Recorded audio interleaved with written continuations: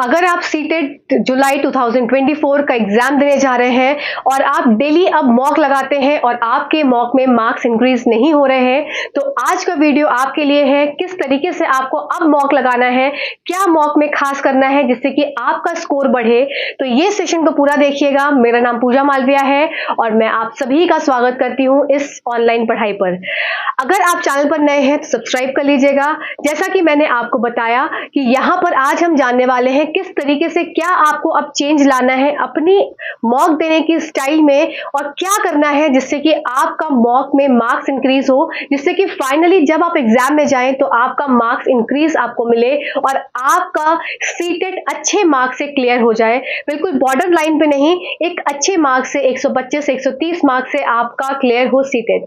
तो आइए इस सेशन को स्टार्ट करते हैं। और सेशन स्टार्ट करने से पहले अगर आप इस चैनल को सब्सक्राइब करेंगे तो यहाँ पर हम पढ़ते हैं एनसीईआरटी साइंस के कंटेंट को और सीटेट की क्लासेस आपकी डेली चल रही हैं। रोज सुबह 10 बजे आपका #10 का डोज चलता है जिसमें हम तरह तरह से आपको सीटेट की तैयारियों को कर रहे हैं। तो इन सेशन से आप जरूर जुड़िएगा और अपनी प्रिपरेशन को और अच्छा करिएगा। चलिए तो बात कर लेते हैं। बहुत सारे ऐसे व्यूअर्स हैं जिनकी अभी कंप्लेंट आ रही है कि मैम मॉक में इंक्रीज नहीं हो रहा है मार्क्स, किसी का 100 पे, किसी का 110 पे, किसी का 90 पे स्टिल हो गया है मार्क्स और उससे ज्यादा 1-2 नंबर ही बढ़ता है और ज्यादा मार्क्स उनका नहीं बढ़ पा रहा है। तो अब ऐसा क्या करें? तो देखो, सबसे पहली बात है सभी कैंडिडेट्स के लिए कि अभी जो लास्ट के 20 दिन बचे हैं, अगर मैं बात करूं आपका इस पूरे सब्जेक्ट में, पूरा मतलब सीटेट के पूरे पेपर में आपका जितने मार्क्स का भी पेपर आ रहा है 150 मार्क्स का, तो अब आपका क्या काम है, आपको वो सेक्टर को उस पूरे पेपर में, अगर आप सोशल बैकग्राउंड से हैं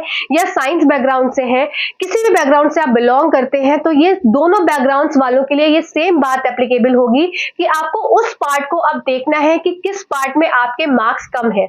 जिस पार्ट में आपको ये मार्क्स कम है, आपको उस पार्ट में ज्यादा ध्यान देना है और उस पार्ट को अच्छा करना है। साथ ही साथ अगर देखो, दो तरह के कैंडिडेट्स होंगे, या तो पार्ट में मार्क्स बहुत किसी एक स्पेसिफिक पार्ट में मार्क्स कम आ रहे होंगे, या हर पार्ट में क्या है 16-17 या 18-19 ऐसे मार्क्स आ रहे होंगे, या 20-21 ऐसे आ रहे होंगे। सब में इक्वल मार्क्स आ रहे हैं, मतलब एक तरह से स्टैग्नेशन की प्रवृत्ति आ गई है, स्टैग्नेंट हो गए हैं मार्क्स। तो अब क्या करें?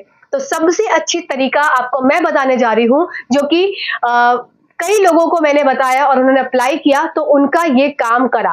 तो सबसे पहली बात है कि जिस भी सेक्शन को आप बात कर रहे हो, चाहे वो सीडीपी हो, चाहे वो इंग्लिश हो, हिंदी हो, या कोई भी लैंग्वेज हो आपकी, या आपकी साइंस मैथ्स हो, या आपका सोशल साइंस का सब्जेक्ट हो, आपको ये देखना है, पिन पॉइंट करना है एक एक पर्टिकुलर सेक्शन को उठाकर कि मैं किस वाले पार्ट में गलत हो रही हूँ। या मैंने अगर बात करी कि मैंने सीडीपी की बात करी, सीडीपी में अगर मेरे मार्क्स कम आ रहे हैं तो कौन सा ऐसा टॉपिक है जिसमें मार्क्स मेरे कम हो रहे हैं, या मैं जब मॉक दे रही हूं तो जब मैं मॉक को सॉल्व कर लेती हूं तो क्या मैं क्वेश्चन तो नहीं पढ़ पा रही हूं सही से, क्वेश्चन को मैं समझ नहीं पा रही हूं, क्वेश्चन को मैं समझ के मैं आंसर्स अच्छे से ऑप्शंस नहीं लगा पा रही हूं। तो इस चीज को समझना होगा। अभी इस समय जिसके भी मार्क्स मॉक में स्टिल हो गए हैं, स्टैग्नेंट हो गया है उसका स्कोर, तो उन सभी को ये काम करना है, अभी मॉक नहीं आगे देने। जितने आप मॉक दे चुके हैं उस मॉक को, एक एक मॉक को उठाइए और ये देखिए कि किस पोर्शन में आपके मार्क्स कम है। जिस पोर्शन में आपके मार्क्स कम है, अगर वो रिपीट हो रहा है तो इसका मतलब वो टॉपिक क्लियर नहीं है। अगर वो भी बात ठीक है कि आपका टॉपिक भी क्लियर है फिर भी आप क्वेश्चंस नहीं अटेम्प्ट कर पा रहे हैं, इसका मतलब उस समय आपका क्या है कि आप क्वेश्चन को नहीं समझ पा रहे हैं, क्वेश्चन की लैंग्वेज नहीं समझ पा रहे हैं। आपको जरूरत है क्वेश्चन की लैंग्वेज को समझने के लिए। तो फिर आप क्या करेंगे, उस पर्टिकुलर क्वेश्चन को देखेंगे कि कहाँ किसी मेंटोर ने उस क्वेश्चन को सॉल्व करवाया है और उस क्वेश्चन को फिर समझने की कोशिश करेंगे। क्योंकि क्वेश्चन समझना और साथ ही साथ ऑप्शंस को समझना बहुत इंपॉर्टेंट हो जाता है सीटेट एग्जाम को क्लियर करने के लिए, क्योंकि क्वेश्चन और प्लस उसके ऑप्शंस इतने घुमा के दिए जाते हैं कि मन अच्छा हो जाता है जब पेपर को सॉल्व करो। तो सबसे पहला काम आपको करना है, जिनके मार्क्स स्टैग्नेंट हो गए हैं, प्रीवियसली जो क्वेश्चंस को सॉल्व करा है, प्रीवियस जो सेट्स को सॉल्व करा है, उसको वापस से उठाना, वापस से देखना कि किस सेक्शन में मार्क्स कम है। कोई सबसे पहला उसमें देखना कि कौन सा टॉपिक क्लियर नहीं है, दूसरा उसमें देखना कि टॉपिक अगर क्लियर हो गया है तो क्या ऑप्शंस में गड़बड़ हो रही हूं मैं, क्या या हो रहा हूं मैं, ऑप्शंस मुझे समझ में नहीं आ रहे, या क्वेश्चन की लैंग्वेज समझ में नहीं आ रही है तो लैंग्वेज को समझना। उसके बाद ये दोनों चीज हो जाए, फिर ये देखना कि अब मेरा कौन सा टॉपिक बचा है जो कि नए मेरे को मॉक में मिल रहा है और जो मेरा प्रिपेयर नहीं है। तो जो प्रिपेयर टॉपिक है उसको देखना, फिर जो नया टॉपिक जो मॉक में मुझे दिखते जा रहे हैं और मेरे प्रिपेयर नहीं है, क्योंकि अब आपको डेली मॉक लगाने से ज्यादा आपको सबसे पहला क्या करना है, जो मॉक दो उसको नेक्स्ट डे, देखो जिस दिन मॉक देते हैं उस दिन थोड़ा दिमाग बहुत ज्यादा बहुत हैवी हो जाता है। क्यों? क्योंकि वो 3 घंटा लगातार बैठ के जो मॉक दिया जाता है तो दिमाग थक जाता है। तो जिस दिन मॉक दो उसके अगले दिन उसको प्रॉपर सॉल्व करो, एक एक चीज सॉल्व करो। जो क्वेश्चन ठीक भी हो गया उसको वापस से देखो कि हाँ ये ठीक हुआ, तो एग्जाम में हो सकता है कि ठीक कि नहीं, कि अभी सिर्फ मेरा तुक्का लगा था। तो जो तुक्के वाले क्वेश्चन है उसको भी देखो कि आप किस तरीके से उस तुक्के को लगाकर उस आंसर को करेक्ट तो कर लिया, पर क्या उसको एक्सप्लेन खुद सेल्फ एक्सप्लेनेशन कर सकते हो कि नहीं। तो उन सब चीजों का सेल्फ इवैल्यूएशन करो, जैसे कि जो हम देखते भी है सीडीपी में कि स्वयं का मूल्यांकन करने की जरूरत है, सेल्फ को इवैल्यूएट करने की जरूरत है कि किस पॉइंट पे गलत हुए और किस पॉइंट पे उसको मुझे क्या चीज स्पेसिफिकली देखनी है। नहीं हो रहा है, अगर साइंस की मैं बात करूं, कोई एक सेक्शन है जैसे कि फ्रॉग का एक्सटर्नल फर्टिलाइजेशन आया, अब एक्सटर्नल फर्टिलाइजेशन में आपके ऑप्शंस कुछ थोड़े घुमा के दिए हैं, तो अब आपको जरूरत है ये देखने की कि एक्सटर्नल फर्टिलाइजेशन होता कैसे। अच्छा हाँ मुझे पता है किस तरीके से होता है, तो क्या मैं क्वेश्चन की लैंग्वेज को समझ पाई? क्वेश्चन की लैंग्वेज को नहीं समझ पा रहे हो तो वापस से जाओ उस टॉपिक को सर्च करो गूगल पे। नहीं सर्च कर पा रहे हो तो जाकर एनसीईआरटी को ओपन करके देखो, अदरवाइज जिस मेंटोर से पढ़ रहे हो उस मेंटोर से उस कंफ्यूजन को दूर करो। तो काम क्या है इंपॉर्टेंट, सेम वही बात कि खुद का सेल्फ इवैल्यूएशन जब तक नहीं करोगे मॉक में मार्क्स इंक्रीज नहीं होंगे।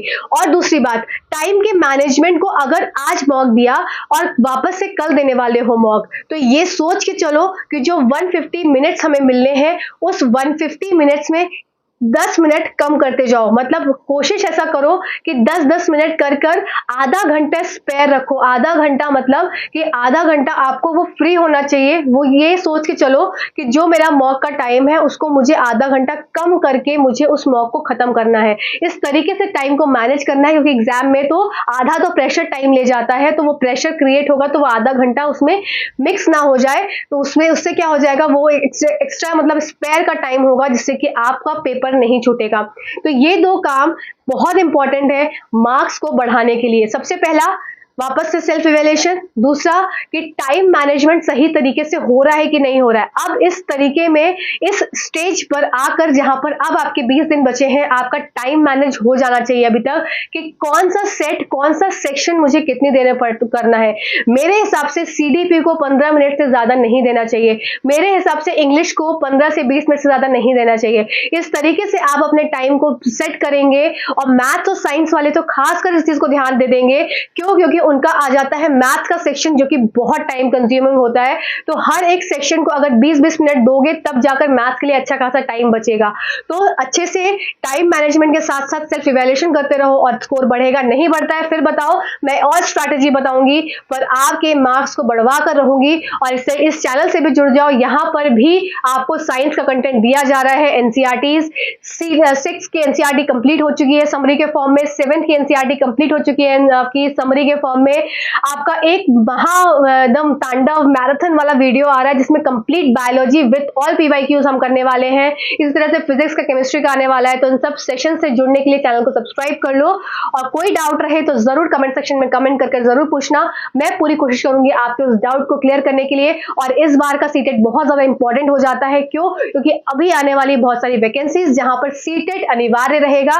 अगर आपको कोई स्टेट टेट नहीं निकला है तो सीटेट वहां आपका काम कर जाएगा कि ये जो होता है सेंट्रल लेवल पे होता है, सबके लिए हेल्पफुल रहता है। तो जरूर करो, अच्छे से पढ़ो और फोकस्ड पढ़ो। 20 दिन की पढ़ाई है, उसके बाद तो मस्ती करते रहो। तब तक के लिए धन्यवाद। Thank you so much watching this video. Thank you.